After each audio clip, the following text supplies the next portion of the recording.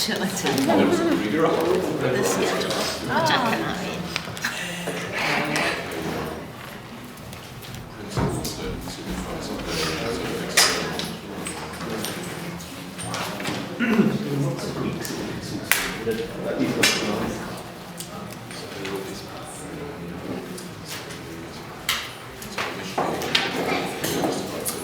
I would like to welcome everyone to our first event in our lecture series and seminar series in our history and visual studies. And we're very honored to have Simon Watney, and I want to thank him for coming. We appreciate that. I want to thank Jenna Ashton for all the work that she's done over the year to get this fantastic program together. So thanks to Jenna as well. Simon Watney has been important to me and my work for a very long time. He's written about himself that I'm a widely experienced teacher with a long and very professional career within the British school system at both undergraduate and postgraduate level. I very much like working with hands-on specialists, especially these days in the arena of stone and wood carving and contemporary crafts. And I think that's a really good definition of him. He did a good job, so because his work is so varied. He's particularly famous for the important and groundbreaking work he's done on AIDS, but he's also a very, very accomplished art historian as well. He has a long list of wonderful books, beginning with English Post-Impressionism in 1980, Fantastic Painters in 1985, The Art of Duncan Grant, 1991, Policing Desire and Pornography AIDS in the Media. I don't know how many editions that's been through, but yeah, 3 big editions, a very groundbreaking book. Practices of Freedom, Selected Writings on HIV and AIDS, and recently Bloomsbury and Sussex. He's also a great essayist, and I think his essay on Ordinary Boys still makes me weep. A really beautiful essay that I can say personally influenced my thinking about childhood and queer sexuality and was very important to my own work. And I always want to thank you for that. The first time that I heard Simon Watney lecture was at the Pop-Out conference that was at Duke University many years ago. And I was totally stunned by what he had to say and how he had opened up a queer sensibility to me that I frankly was not aware of.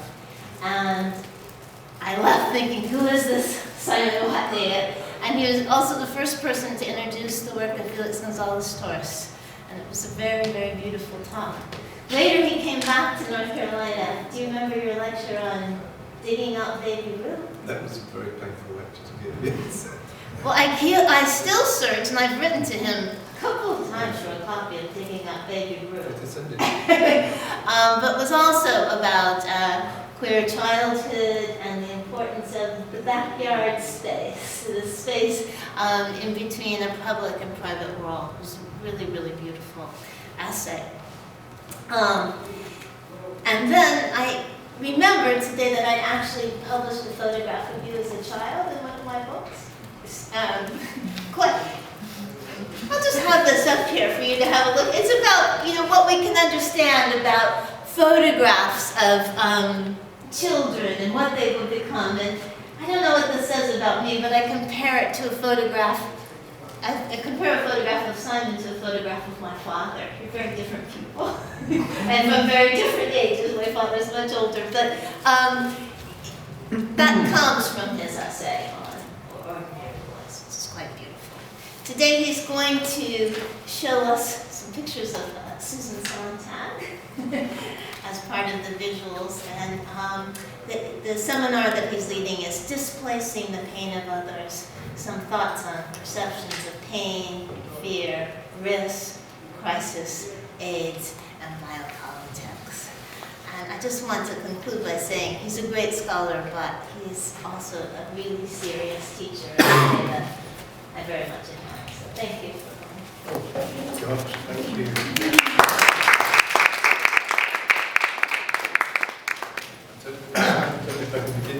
an introduction. Thank you, Caroline. I'm amazed you remember that talk of Baby Ruth. I never gave it once. I know, And I I wrote think it up, about it but all I've the never time. ever published it. It's one of those things, anyway, that we can talk about that later maybe. My subject today is Susan Sontag, the American critic, essayist, novelist, playwright, filmmaker, raconteuse, and public intellectual, who was born in 1933 and who died in 2004. For people like Carol and myself, growing up in the 60s and early 70s, Susan Sontag was like one of the figures on Mount Rushmore. If you took yourself seriously, if you wanted to take the world seriously. And I've never spoken about her in public or her work in public today, so I'm kind of trying something out, if you'll excuse me. Perhaps I should very, very briefly say that I'm an art school teacher, not a regular university teacher. As Carol suggested, I teach contemporary craft students on a sessional basis at Farnham, at the University of Creative Arts, which is one of those campuses flung together by various sort of stages of property management and asset stripping and so on and so forth. If you dropped an art school over southern England, it might land on Rochester, Maidstone, Canterbury, Farnham, and that's basically what happened. Excuse me. I studied art history in the 60s at the University of Sussex under Quentin Bell and Hans Hess, and numerous other interesting teachers, I have to say. Wonderful, I was very lucky. And then I went on and did my MA at the Courtauld Institute, where I wrote about the non-figurative paintings of Vanessa Bell. And then I had a career mainly teaching photography, actually, in the 70s. And beginning to work overseas. I was very involved in sexual politics from the word go, from the beginnings of the gay liberation movement. And then I got swept up into HIV work and quit teaching in the mid-80s and 85. And I've actually never had a full-time job since as a teacher. I spent the period from 1985 through to the first couple of years of this millennium doing NGO work, teaching part-time during there. But anyway, stuff about me. I should begin by explaining that this is mainly a seminar about Susan Sontag's writings about the nature and uses of visual images, especially images of pain, and particularly pain caused by illness and warfare, themes that she returned to over the course of more than 3 decades.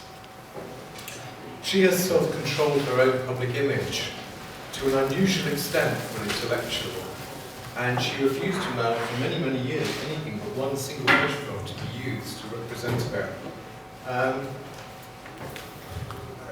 This reinforces the impression given from the recently published volume of her diaries of someone deeply split between, on the one hand, perhaps rather austere intellectual persona, and on the other hand, the shy, evidently lonely child she had once been, frightened of a cold and seemingly violent, hostile mother, and whose father had died when she was only 4.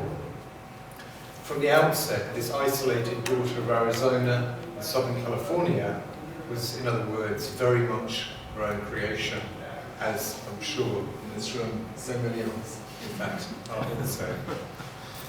Susan Sontag first came to my attention when I was a schoolboy in the late 60s, reading newspaper reviews and The Listener and the New Statesman and so on reviews of her first collection of essays, Against Interpretation, which was published in 1966, and which I remember, I have to say, as one of the first brand new hardback books I'd ever bought in my life. So for me, that was an exciting enough event in itself, to go to a bookshop and order a book.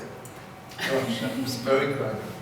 As you, again, probably many of you remember, if you came from the kind of background where there weren't books around.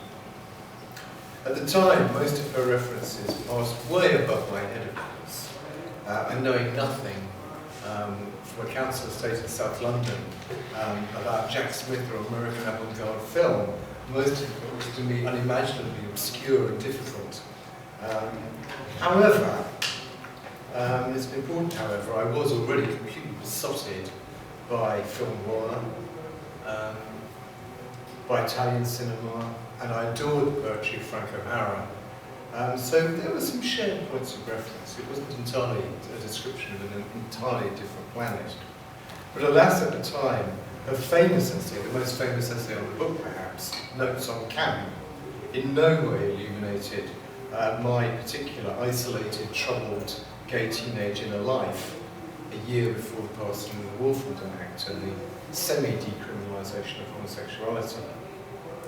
In Susan Sontag's account, published in 1966, camp was to be a studied, strategic solution to the challenge, as she saw it, of how to be a dandy in an age of mass communication. I think she had very little understanding then or subsequently of those for whom camp is a matter of survival.